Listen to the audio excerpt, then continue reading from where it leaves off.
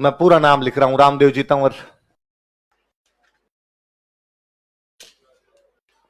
वही मैं थोड़ी चीजें उतार रहा हूं, आप उतारिए।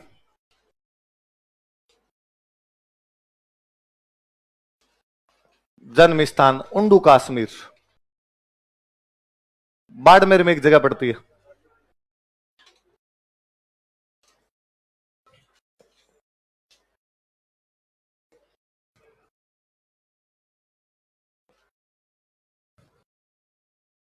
पिताजी का नाम अजमाल जी। क्या नाम था पिताजी का? पोकरण के सामंत थे। पोकरण तो नाम सुना आपने? सामंत भी जानते हो आप? तो पोकरण के सामंत थे। मम्मी का नाम था मीणा दे।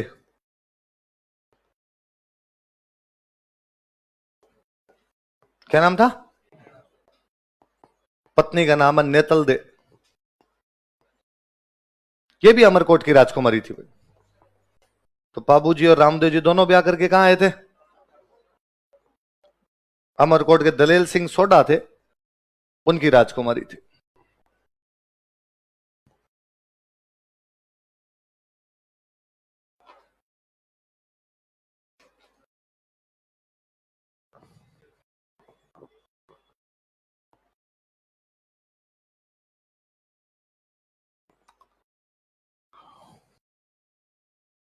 बाबूजी का मंदिर रूनीचा में बताया हुआ मेरा। अच्छा, मंदिर वापस बाद में लिखेंगे, अलग से खूब सारे मंदिर अलग लिख लेंगे और एक बार दूसरी बात लिख लेते हैं। बाबूजी के घोड़े कहते हैं लीलो। बाबूजी का जो झंडा उसको बोलते हैं नेजा, फ्लैग। उनका जो जागरण लगता है उसको बोलते हैं जम्मो। जागरण को इंग्लिश में जागरण ही लिखना आपने ना, मैं बता दूंगा होता क्या। और बाबूजी के मेघवाल जाति के भक्त होते हैं। कौन सी जाति के भक्त होते हैं? मेघवाल। डिसाइपल लिख लेना इंग्लिश में अपने। इनको बोलते हैं रिखिया। मेघवाल डिसाइपल या मेघवाल फॉलोवर्स, उनको बोलते हैं रिखिया।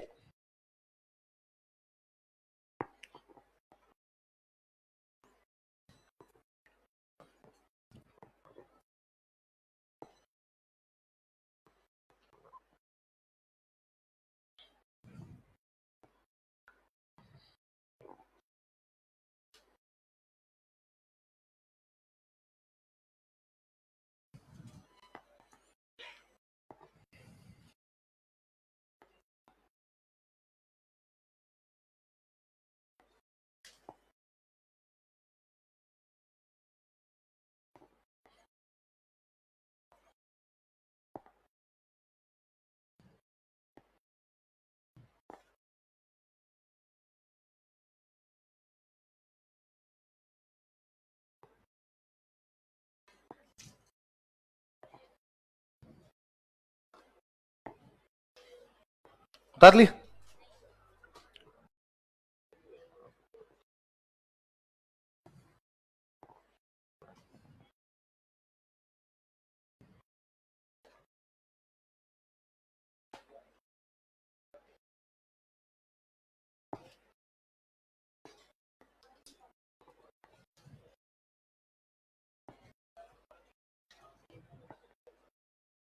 उतार ली सब?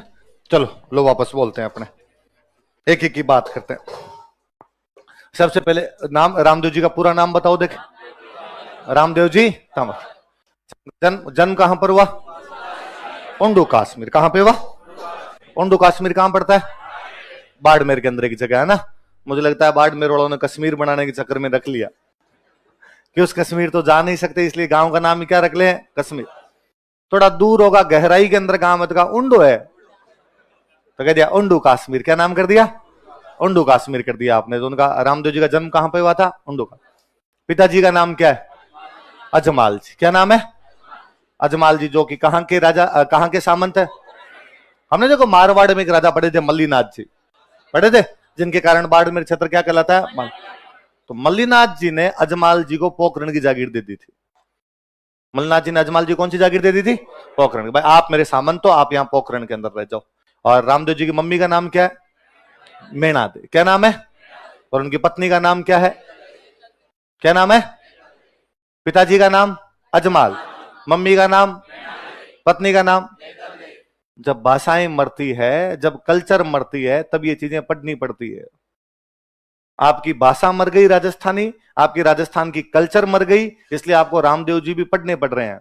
वरना गांव के अनपढ़ से अनपढ़ आदमी को पूछा जाए तो वो कहे आपको कि घणी रेओ खम्मा अजमाल जीरा कंवरा, कोई मेणा दे रो लाल वो तो नेतल रो भरतार। घणी रेओ खम्मा, खूब सारे हाथ जोड़ते हम, अजमाल जीरा कंवरा, किसके कुंवर हो तुम? वो कोई मेणा दे रो लाल, किसका लाल है, किसका बेटा वो कोई नेतल रो भरतार, वो किसका भरतार है? अनपढ़ आदमी बताए कि पापा मम्मी और पत्नी कौन है, और हम गोटे मारते हैं पिताजी अजमाल जी।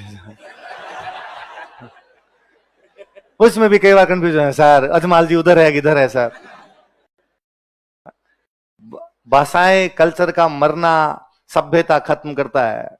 भाषाएं मरनी नहीं चाहिए, भाषाएं जिंदा रहनी चाहिए। हमारी भाषा मर गई इसलिए राजस्थान जी के पढ़ना पड़ता है।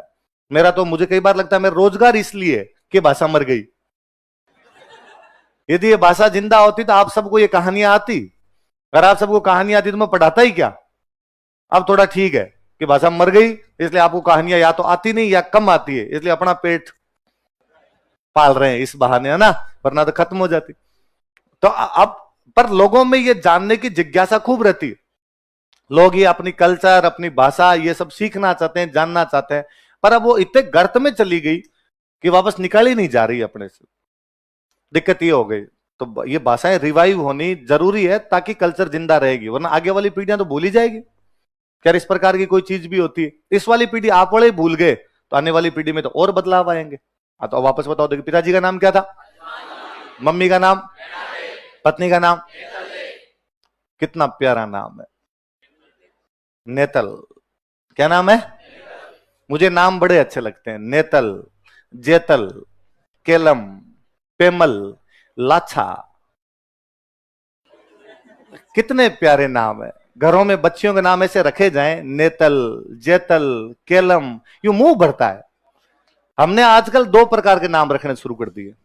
या तो अपने नाम रखते हैं इंग्लिश टाइप के, लड़कियों के नाम वैसे रखने शुरू कर दिए, या थोड़े ज्यादा संस्कृत टाइप के नाम रखने शुरू कर दिए। हमारे नहीं है वो नाम। हमारे नाम नेतल, जेतल, केलम, पेमल।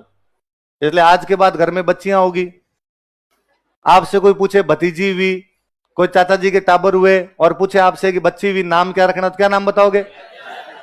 नेतल। और क्या बताओगे? जेतल। और क्या बताओगे?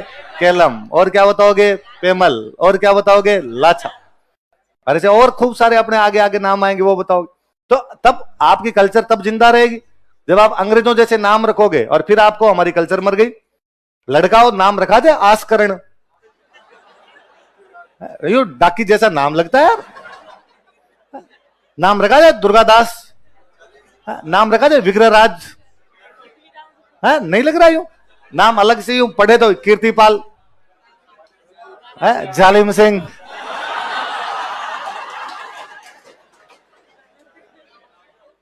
मेरे तो एक फ्रेंड है, उनकी बच्ची का नाम है नेतल। तो मुझे यूं इतना वो लगता है, अरे यार क्या नाम रखा है इन्होंने, नेतल नाम रखा है। अपनी कल्चर रिवाइव हुई है वापस, और ऐसे नाम रखे जाने चाहिए। तो ये मैं तो खुद यूं, मुझे हमेशा लगता है कि यार घर में कोई बच्चे का मेरे से नाम पूछे कि नाम क्या है, तो मैं उनको बताऊंगी जैतल, जैतल रखा जाए। क्योंकि जैतल यूं नाम यूं इंग्लिश टाइप का नाम लगेगा कि बच्ची बड़ी होके भी कभी बताएगी मैं सब जैतल, तो यूं लगता है यूरोपियन है कोई। या बाकी अपने वाले नॉर्मल नॉर्मल नाम रखने शुरू कर दिया यार। आई बात समझ में? इसलिए कल्चर बचानी है तो नाम भी अपने जैसे रखने पड़ेंगे, याद रहेगी। तो इस बार मुझे कोई ना कोई आगे कहेगा कि सर इस बार हमारे घर के अंदर ये भतीजी हुई या चाचा जी की बच्ची हुई और उसके नाम इस प्रकार के रखे गए हैं, पक्की बात। और लड़का हो तो भी उसके नाम डाकी टाइप के। क्या यूं राजवीर, अजय, संजय इस प्रकार के नाम रख लिए, कोई इन नाम में फील ही नहीं आता, है ना। वरना यूं अगले को नाम बताए, नाम क्या, नाम यूं बताया जाए तो भी अगले को लगेगा हाँ यार राजस्थान टाइप का सा आदमी है ना। छोटे छोटे से नाम रखने शुरू कर दिए, चिंटू, पिंटू, फील ही नहीं आता यार। हाँ, टॉमी, जेरी नाम के टाइप के नाम शुरू कर दिए। लंबे चौड़े नाम होने चाहिए इस प्रकार के।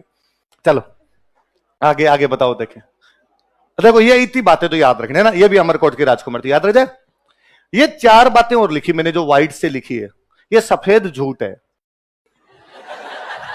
कैसा झूठ है? इस प्रकार की चीज दुनिया में एग्जिस्ट नहीं करती। ये आरपीसी का फैलाया हुआ ढंग का झूठ है। आरपीसी ने पूछना शुरू कर दिया, मेरे जैसे मास्टरों ने पढ़ाना शुरू कर दिया, आप जैसे टाबरों ने रटना शुरू कर दिया, और अपने बस की भी बात नहीं। जब अगले यही पूछते हैं अपने को याद करना पड़ेगा। और कहा गया कि रामदेव जी के घोड़े का नाम है लीलो। क्या नाम है? मैं कहता हूं राजस्थान में हर घोड़े को लीलो कहते हैं। राजस्थान में हर घोड़े को क्या कहते हैं? प्रताप के घोड़े का नाम तो आपको याद होगा, चेतक है। उसके बावजूद छोटी क्लासों में गीत गाया होगा, लीला घोड़ा रो असवार मारो मेवाड़ी सरदार राणा सुन तो जाई जे रे। तो लीला घोड़ा रो असवार, तो घोड़े का नाम क्या ले रहे हैं हम? लीलो। और अपने तो यहां घोड़ा है तो लीलो और घोड़ी है तो लीलन। तो ये तेजाजी महाराज के घोड़ी थी तो हमने उसको क्या कह दिया? लीलन। और रामदेव जी घोड़ा तो उसको क्या कह दिया? इसका मतलब घोड़े का नाम नहीं है, घोड़े को बोलते लीलो है। और सुनो मेरी बात, लीला रंग मारवाड़ी में होता है हरा, ग्रीन, ग्रीन जो कलर होता है इसको बोलते हैं लीलो। इसलिए सावन के महीने, अब जब बरसात होगी तब हरियाली आ जाएगी चारों तरफ, तो गांव में कोई आदमी कैसे लीलो हो रहे, घास हो जाती है, हरा भरा घास हो जाती है ना भाई, पशुओं के लिए, पशुओं के लीलो हो गए, हरी घास हो गई। तो लीलो का मतलब क्या होता है? हरा। अब थोड़ा सा बचपन को याद कीजिए जो आप गांव के अंदर रहे हैं, कि इन बचपन वाले दिनों में जब ये हरियाली छाई हुई रहती है तब एक हरे रंग का कीट पतंगा आता है, उड़ता रहता है, और आप सब पीछे दौड़े होंगे, रामदेव जी रो घोड़ो आयो, रामदेव जी रो घोड़ो आयो, दौड़े हो। तो रामदेव जी घोड़ा किस कलर का होता है? हरे रंग का होता है। लीला रंग कौन सा होता है? हरो। बस रामदेव जी घोड़ा कौन सा है? झंडे को क्या कहते हैं? झंडे का पर्यायवाची नेजा। आज हिंदी में जाके देख लेना, हिंदी पढ़ ली, पर्यायवाची याद कर लेना। झंडे का एक पर्यायवाची क्या होता है? उसमें झंडे के पर्यायवाची मिलेंगे ध्वज, नेजा, पताका। तो नेजा झंडे को ही कहते हैं। तो अमेरिका का झंडा नेजा, भारत का झंडा नेजा, जापान का झंडा नेजा, देवनारायण जी महाराज का झंडा नेजा, तेजाजी महाराज का झंडा नेजा, बाबूजी वाला नेजा, और रामदेव जी वाला भी नेजा। पर फिर भी आरपीसी पूछती है रामदेव जी के झंडे को क्या कहा जाता है, और अपने लिखना पड़ता है नेजा। 2 नंबर का सवाल है। तुम दिन को अगर रात को, हम रात कहेंगे। बाकी नेजा का मतलब ही क्या होता है? अच्छा मैं एक बताता हूं कि मल्लीनाथ जी का एक बेटा था जगमाल, और मैं कहता गिंदोली उठा के ले आया था, इसलिए गणगौर पे गिंदोली गीत गाते हैं। बताता हूं, तो ऐसा कहते हैं जगमाल की कोई एक लड़ाई हुई, तो जगमाल का एक भूत दोस्त था डूंगर सिंह। एक भूत, भूत होते हैं भूत, तो वे भूत जगमाल का दोस्त था। और किसी बात पर उस भूत ने जगमाल को कहा था कि जरूरत पड़े तो याद कर लेना। और जगमाल एक बार कोई गुजरात वाले मुसलमानों के साथ लड़ाई थी, उस लड़ाई में गिर गया, और उसकी लड़ाई में गिर गया तो उसने याद किया कि भूतों आ जाओ रे, आज आगे बचाओ। और वो भूत आए, और भूतों का वो सरदार आया, और सरदार ने कहा कि सारे भूतों का, कि सब इन सामने वालों को पीटना शुरू करो। और जब सामने वालों को पीटो तो अपने दिखेंगे तो है नहीं, भूत तो किसी को दिखेंगे नहीं, इन सामने वालों को पीटो, और पीटो तब को ल जगमाल का हाथ की। किसके हाथ की? इसलिए गुजरात वाले सब सैनिकों को पीटा, ल जगमाल का हाथ की, ल जगमाल का हाथ की। अब सारे पीट पीट के भागे वहां से, पूछे तेरे किसने पीटा के? जगमाल ने। तेरे किसने पीटा के? जगमाल। तेरे किसने पीटा? अब अपने घर चले गए। तो उनकी पत्नियों ने पूछा कि भाई ये क्या हालत हुई? तो कहा जगमाल ने पीटा। पड़ोसन ने पूछा, वो उसका पति भी के जगमाल ने पीटा। अब चारों तरफ की जगमाल ने पीटा, जगमाल ने। तो अपना एक दुआ है, पग पग नेजा फाड़िया। नेजा मतलब झंडे, फाड़ना मतलब फट गए, जगह जगह झंडे फटे हुए थे। पग पग फाड़ी ढाल, ढाल होती है ढाल तलवार, जगह जगह वो जब सैनिक भाग रहे थे तो उनके झंडे गिर गए, उनकी ढालें हाथों से गिर गई। पग पग नेजा फाड़िया, पग पग फाड़ी ढाल, बीबी पूछे खान स्यूं जग किता जगमाल।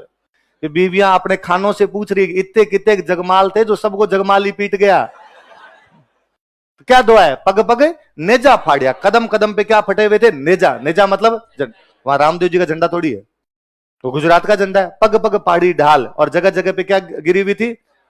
बीबी पूछे खान स्यूर जग किता जगमाल। बीबियां अपने खानों से पूछ रही है कि इतने जगत में कितने जगमाल हो गए जो सारे एक आदमी से मार खा के आए हो। बोले बड़ी बात। तो नेजा, नेजा का मतलब झंडा, कोई कॉमन झंडा होता है। फिर भी आरपीसी वाले पेपर में मानना है कि रामदेव जी के झंडे क्या बोलते हैं? जागरण को। यह भी भाई रे, हर जागरण जमा होता है। जागरण का मतलब था रात को जाग के जो भजन गाया जाए उनको क्या बोलते हैं?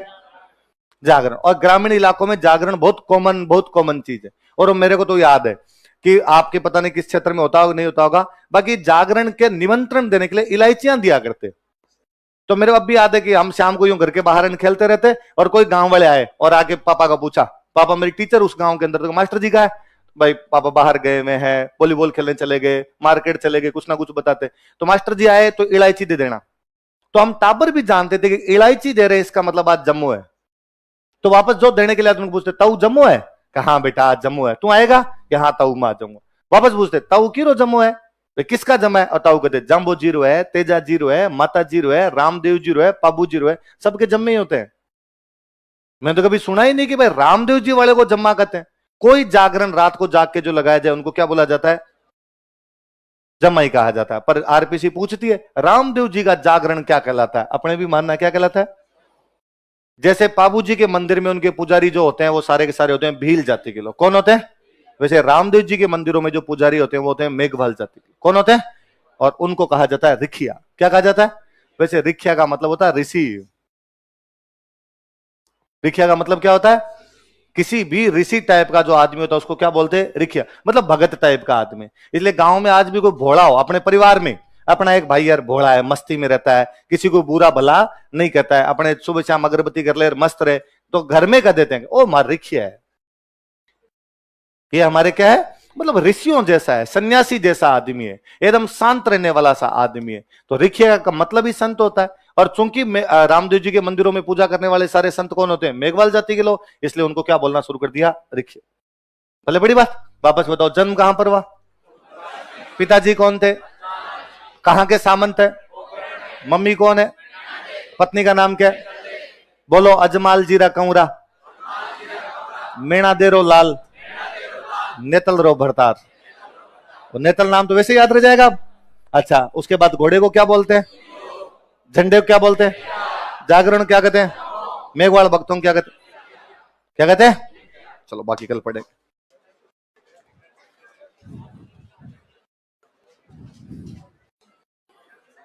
रामदेव जी महाराज के जो गुरु जी थे उनका नाम क्या था? बालीनाथ। गुरु बालीनाथ।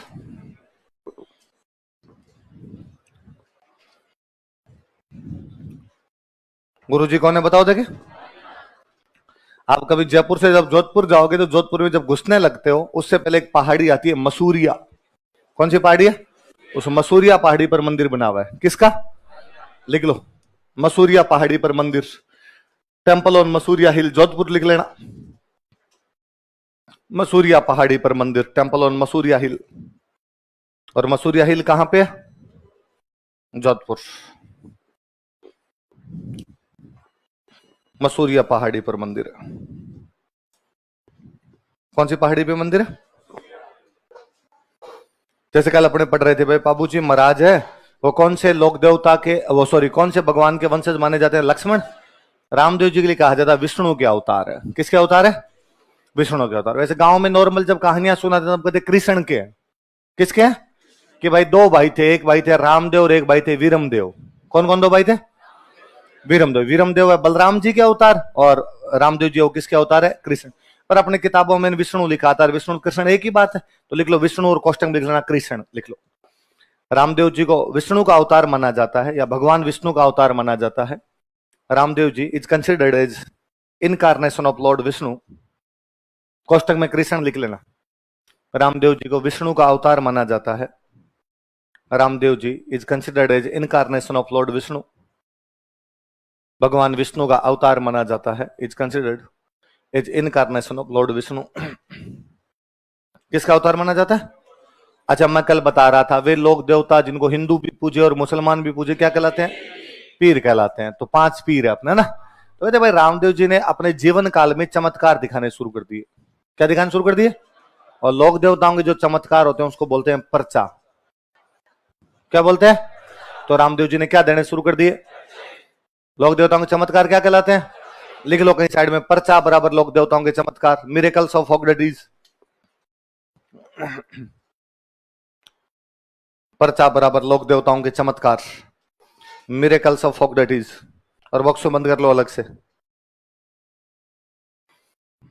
लोक देवताओं के जो चमत्कार होते हैं वो क्या कहलाते हैं?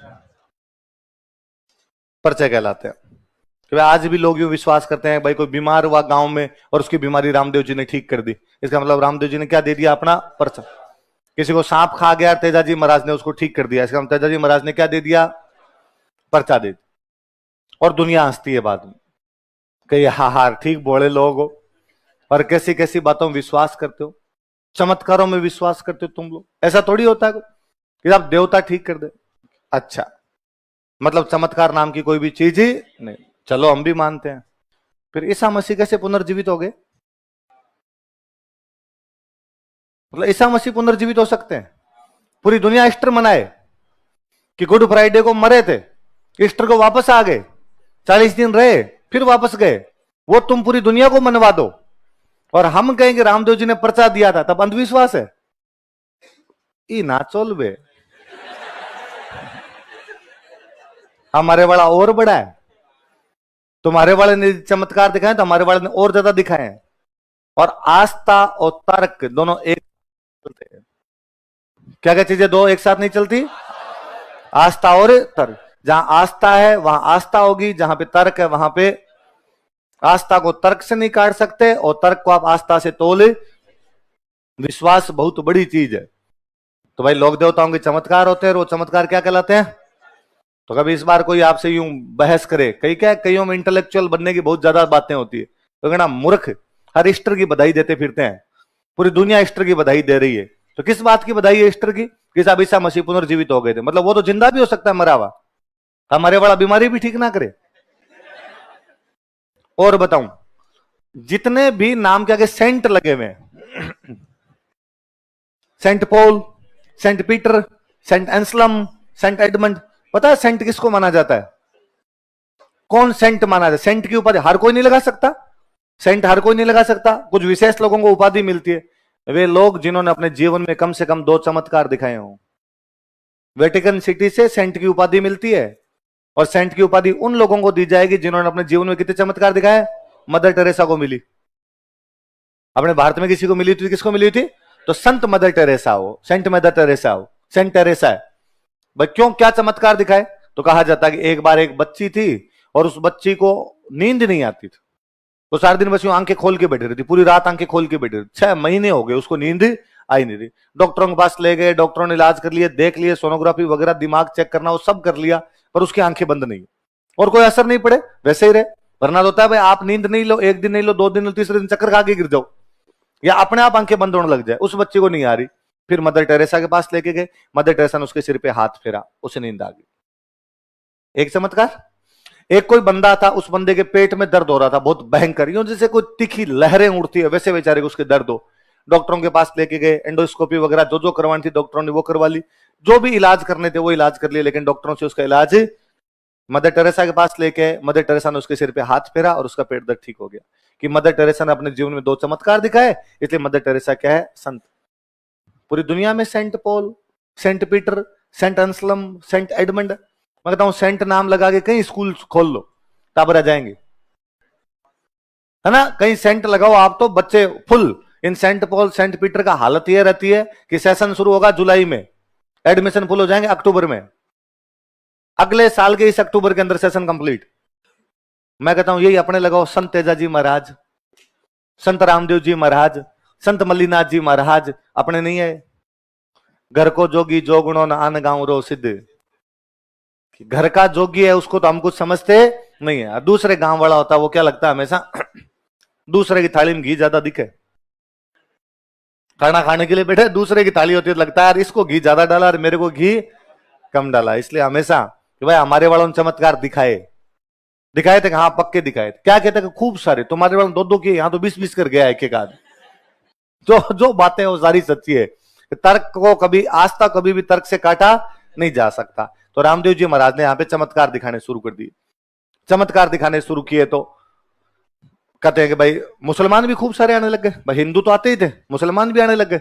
मुसलमान आने लग गए तो मुसलमानों के कोई 5 संत थे, वो रामदेव जी के पास आए और उन्होंने रामदेव जी को आका कि यार रामदेव जी, आजकल तेरी कोचिंग ठीक चल रही है, सारे क्वेश्चन ही तेरे नोट से आ रहे हैं, आजकल सारे टावरों के एडमिशन इधर हो रहे हैं, बेच बनाए 1 बने 2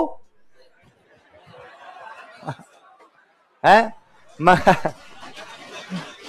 मंगायो अदियो लायो बोतल मामला गंभीर चल रहा है तुम्हारे। तो क्या करता है यार ऐसा? हमने सुना तू पर्चे देता है, चमत्कार दिखाता है, हमें दिखा देगे।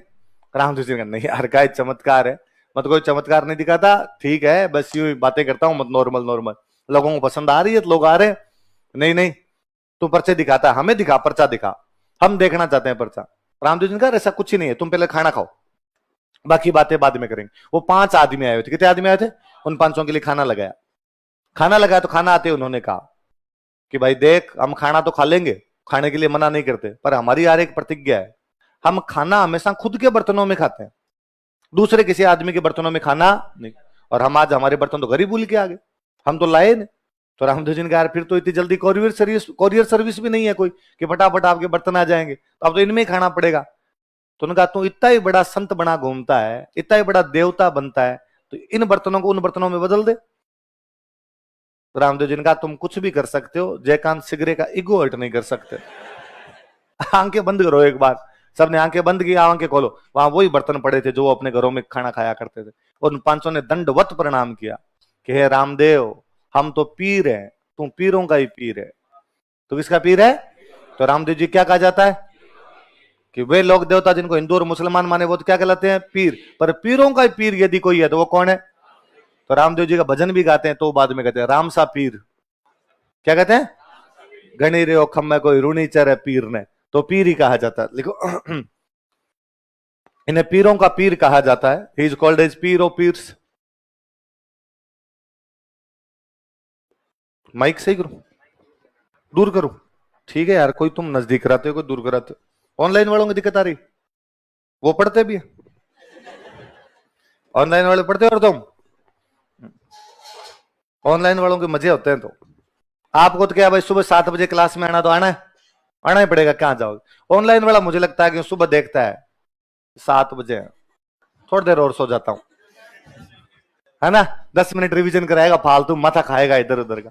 बीच में मैं कहानी सुनाने लगता हूँ, कहता ठीक है, साइड में जाके बात करके आ जाता हूँ, है ना, चाय पी के आ जाता हूँ। तो ऑनलाइन वालों पढ़ा करो रे तुम भी। तो क्या कहा जाता है इन्हें? पीरों का पीर। तो विष्णु का अवतार है, और क्या कहा जाता है? पीरों। अच्छा, हमने पढ़ा था कि रामदेव जी का जन्म हुआ था भाद्रपद शुक्ल द्वितीया। कब जन्म हुआ था? भाद्रपद शुक्ल द्वितीया। और हमने पढ़ा था कि उनका मेला द्वितीया से एकादशी तक चलता है। कब से कब तक? और उनके पिताजी कहां के सामंत हुआ करते? पोखरण। तो एक तो पोखरण वाले इलाके में एक बंदा था भैरव। क्या नाम था? अब देखो कई बार क्या, कई चीजें भी कैसे जुड़ जाती है। एक बाणिया था, एक सेठ था। कौन था? लोगों को ब्याज पे पैसे देता। सेठ साहूकार ब्याज पे पैसे देते, ब्याज ज्यादा लेता। और अनपढ़ आदमी होते, ब्याज भर के चला गया फिर भी कहता नहीं दे के गया था, दोबारा ले लिया करता रुपए। जमीन गिरवी रख लिया करता, सोना गिरवी रख लिया करता। इसलिए लोग परेशान थे। लोग गए रामदेव जी के पास, और रामदेव जी को जाके कहा, रामदेव जी महाराज, ये सेठ है, तंग करता है, 2 बार पैसे चुका दिए फिर भी कहता है पैसे कंप्लीट नहीं हुए, जमीन गिरवी रख दी, लुगाई के गहने गिरवी रख दिए फिर भी पैसे कंप्लीट नहीं हो रहे। ऐसे कई लोगों की शिकायत गई। तो रामदेव जी ने भैरव को उस इलाके से निकाल दिया, भाग यहां से, हमारे इलाके में आसपास नहीं दिखेगा, और हमारे इलाके में आ गया देख लेना बाद में। तो पोखरण वाले क्षेत्र से उसे निकाल दिया। अब अपने गीतों में बाद में गाया जाता है कि भैरू नाम का राक्षस था, उसको मार दिया था। और अपने किताबों में लिखा हुआ है कि रामदेव जी ने भैरव नामक राक्षस का दमन किया। राक्षस नहीं है बापड़ा, है तो आपने जैसा है, पर राक्षसों जैसे काम है। राक्षसों जैसे भाई बुरे काम करने वाला आप नहीं कहते। अपने कोई आदमी हो तो अपने कह देते हैं उसको बन राक्षस है। क्या कह देते हैं उसको? बन राक्षस। देखा नहीं देखा आपने? नहीं देखा? पंचायत नहीं देखी, मर जाओ तुम सारे। देखो लिखो, लिखो पोखरण क्षेत्र में, इन पोखरण रीजन। यार प्रहलाद शाह को तो देखो तुम एक बार, सचिव जी ग्राम सेवक का पेपर सारे देते हो, पर सचिव जी को तुम देखते नहीं हो। पोखरण क्षेत्र में, इन पोखरण रीजन, पोखरण एरिया, भैरव नामक साहूकार का दमन किया था। भैरव नामक साहूकार का दमन किया था। He suppressed money lenders named Bhairav. Bhairav नामक साहूकार का दमन। साहूकार मतलब पैसे उधार देने वाला, मनी लेंडर जो होते हैं। He suppressed money lender named Bhairav. Bhairav नामक साहूकार का दमन किया था।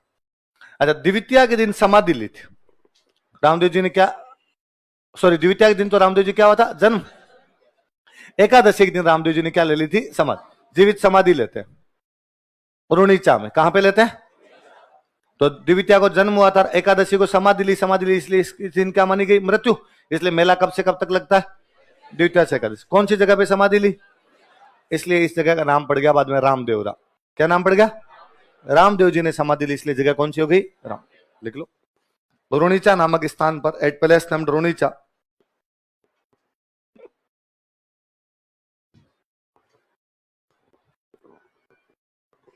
इन्होंने भाद्रपद शुक्ल एकादशी को समाधि ली थी। ही टुक samadhi on 11th bright day of Bhadrapada. इन्होंने भाद्रपद शुक्ल एकादशी को समाधि ली थी। ही टुक samadhi on 11th bright day of Bhadrapada. इन्होंने भाद्रपद शुक्ल एकादशी को समाधि ली थी।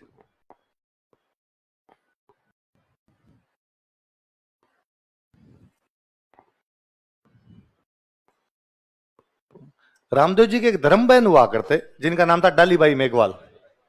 क्या नाम था? धर्म बहन थे रामदेव जी के। क्या नाम बताओ देखे?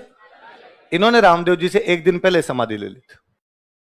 रामदेव जी से एक दिन पहले। रामदेव जी के फॉस्टर सिस्टर थे, धर्म बहन थे, एक दिन पहले समाधि लेते हैं। मतलब एकादशी को ली रामदेव जी ने, जिन्होंने कब ले लिया आपके? लिखो, रामदेव जी की धर्म बहन डालीबाई मेघवाल ने, डालीबाई मेघवाल कोष्टक में लिख लेना आपने, फॉस्टर सिस्टर ऑफ रामदेव जी। रामदेव जी की धर्म बहन डालीबाई मेघवाल ने भाद्रपद शुक्ल 10वीं को समाधि ली थी। डालीबाई मेघवाल कोष्टक में लिखना, foster sister of Ramdev ji took samadhi on 10th bright day of Bhadrapada. Ramdev ji की धर्म बहन डालीबाई मेघवाल ने भाद्रपद शुक्ल 10वीं को समाधि ली थी। भाद्रपद शुक्ल 10वीं को समाधि ली थी।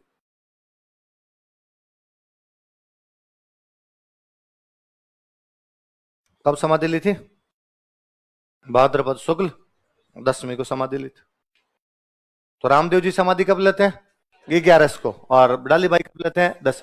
तो मुझे अब भी याद है कि छोटे थे तब घरों में 10वीं और 11 दोनों की धोख लगाते कि भाई बाकी भाई बालाजी की धोख लगानी है कि पूनम को लगा ली, मंगलवार को धोख लगा ली, गोगे की धोख लगानी है कि नौमी की धोख लगा ली।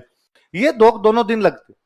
2 दिन खीर बनाते घर में, दसम को भी बनाते, 11 को भी बनाते। और घरों में नॉर्मली पूछते भाई 2 दिन क्यों? कि रामदेव जी का 2 है। दसम भी मनाते हैं, क्या मनाते हैं? 11। रामदेव जी वाला मेला भी 2 दिन चलता, दसम को भी लगता। गांव में जो छोटे मेले होते, वैसे तो बड़ा मेला लगता ही है, छोटे मेले होते, दसम को भी लगता है, 11 को भी लगता। फिर धीरे धीरे बड़े होते तब अपने समझ में आती है बात, क्या दसम वाली धोख डालीबाई की है। दसम वाली जो धोख लगाते हैं वो किसकी लगाते हैं? डालीबाई की। और आज आप रामदेव राम जाएंगे तो रामदेव राम वहां 2 समाधियां हैं। रामदेव राम में उन समाधियों की पूजा होती है। एक समाधि किसकी है? डालीबाई की। एक समाधि किसकी है? डालीबाई कौन थे? रामदेव जी की धर्मबन। इसलिए रामदेव जी के सारे पुजारी मेघवाल है। कलम पढ़ रहे थे? मेघवाल जाति के उनके जो भक्त हैं उनको क्या कहा जाता है? रिखिया कहा जाता है। आई बात समझ? अच्छा, जो भी ये समाधि लेने वाले जितने भी लोग होते हैं, इनके हमेशा पैरों की पूजा होती है। किसकी पूजा होती है? सती माता जो हुआ करते ना, सती माता की पूजा होती। जब सतियां हुआ करती तब वो हाथों में मेहंदी लगाती, और मेहंदी लगा के बाद में हाथों के छापे लगाती। तो आप ज्यादातर सती माता के मंदिर होंगे, उनके अंदर हाथों के छापे बने होंगे और उनकी पूजा होगी। समाधि लेने वाले जो लोग होंगे वो समाधि का मतलब तो समझते हो? खड्डा खोदा, उसमें बैठ के ऊपर मिट्टी डाल दो। तो वो बैठने से पहले जहां पर खड़े होते वहां पर उनके पैरों के निशान बनते, तो पैरों के निशानों की पूजा होती। तो रामदेव जी के मंदिर में रामदेव जी के पैर पूजे जाते हैं। अपने गांव में लोकल भाषा में बोलते हैं पगले। क्या बोलते हैं? लिख, मंदिर में रामदेव जी के पैरों की पूजा की जाती है। कोष्टक में पगले लिख लेना। Feet of Ramdev ji is worshipped in temple. मंदिर में रामदेव जी के पैरों की पूजा की जाती है। Feet of Ramdev ji is worshipped in temple. कोष्टक में पगले लिखना भाई, इंग्लिश में भी पगले लिखना।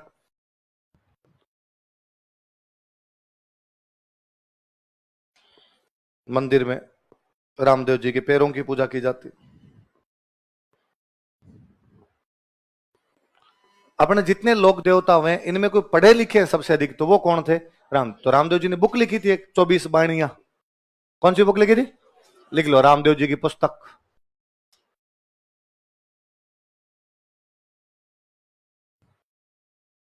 चौबीस बाणियां।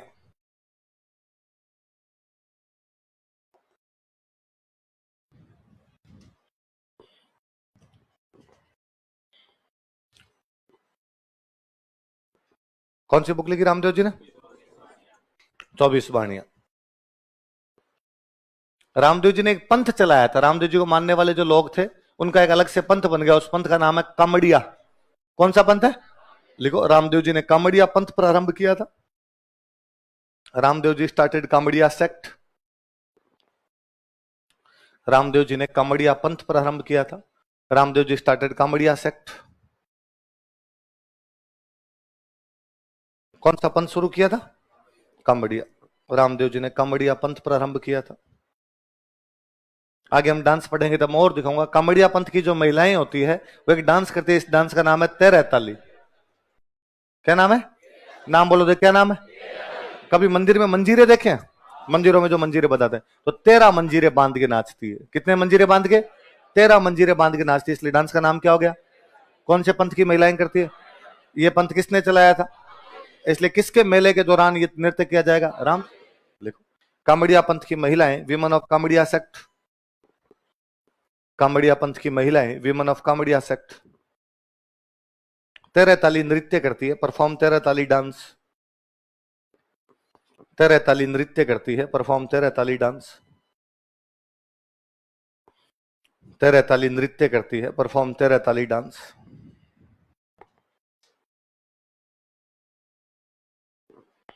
कौन सा नृत्य करती है? तेरह ताली नृत्य करती है। कौन से पंथ की महिला है? कामड़िया पंथ की महिलाओं द्वारा कौन सा नृत्य किया जाता है? रामदेव जी महाराज का सबसे विशेष योगदान ये हमारे समाज में कि छुआछूत दूर करने के प्रयास किए। कि उनकी धर्म बहन देख लो कौन है? डलीबाई में। पीरों के पीर है, इसका मतलब हिंदू भी जाते हैं और कौन जाते हैं? मुस्लिम। तो समाज में भेदभाव कम करने का और समाज में हिंदू मुस्लिम एकता बढ़ाने का प्रयास यदि किसी लोक देवता ने किया तो वो लोक देवता कौन है? लिख लो। इन्होंने सामाजिक भेदभाव कम करने तथा हिंदू मुस्लिम एकता बढ़ाने का प्रयास किया था। He tried to mitigate social discrimination. He tried to mitigate social discrimination and increase Hindu Muslim unity. इन्होंने सामाजिक भेदभाव कम करने तथा हिंदू मुस्लिम एकता बढ़ाने का प्रयास किया था। Tried to mitigate social discrimination and increase Hindu Muslim unity.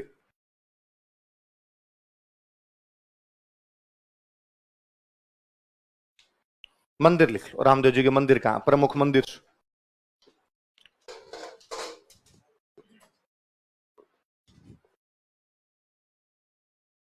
Ramdevra वाला तो है ही। रामदेवरा का तो ऐसी को अपने क्या बोलते हैं? रुणिच। एक ही बात। पोखरण में एक बड़ा मंदिर बना हुआ। पोखरण के सामंत इनके पिताजी। इस मसूरिया पहाड़ी पे भी इनका मंदिर है। बालीनाथ जी का भी है, इनका मंदिर भी है।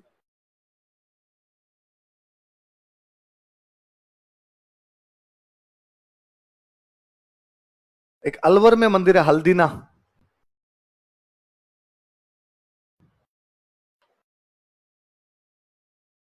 एक गुजरात में खूब सारे लोग आते हैं, तो गुजरात में एक जगह का नाम ही पड़ गया छोटा रामदेवरा। क्या नाम हो गया? मिनी रामदेवरा लिख लेना बोले। इसलिए गीत में गाते हैं, थाना तो द्यावे आखो मारवाड़ जी, आखो गुजरात जी। तो जगह का नाम ही पड़ गया उसका छोटा रामदेवरा कि भाई रामदेवरा नहीं जाओ तो मिनी रामदेवरा ये रहा, यहां जाओ।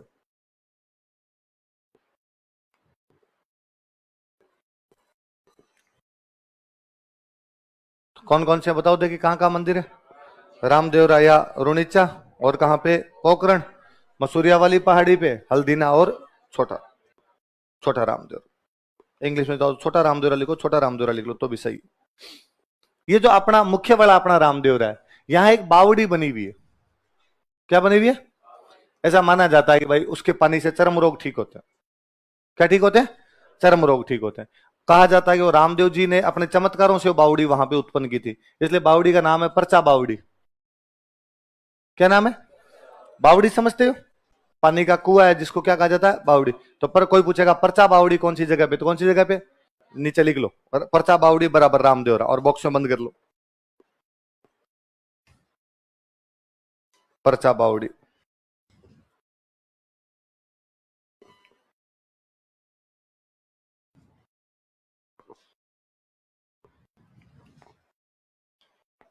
परचा बावड़ी कहां पे है? परचा बावड़ी बनी हुई। और ऐसा मानते हैं कि उसके पानी से क्या ठीक हो जाते हैं? उसके पानी से छोड़ो, वैसे भी नॉर्मल किसी की चमड़ी पे कुछ भी हो जाए, दाद खाद खुजली टाइप कैसे होते हैं? रामदेव जी का प्रसाद चढ़ाओ ठीक होते हैं। तो भयंकर चमत्कार है डोकरे का आज भी। कि मतलब गांव में मैंने इन चीजों की दवाई लेते ही नहीं देखा। अब भले वो विश्वास से ठीक होते हो सकता है कि अपने आप ही 15-20 दिन में ठीक हो ही जाते हैं, और अपने साथ मान ले भाई रामदेव जी ने क्या होगा, पर होते हैं। नॉर्मल यदि कोई खाद खुजली वगैरह हो गई, गांव वाले 1.25 का प्रसाद चढ़ाया कि रामदेव बाबा ये तेरे 1.25 का प्रसाद चढ़ाया, और यदि बीमारी हमारे जड़ से खत्म हो गई तेरे धोख लगा देंगे।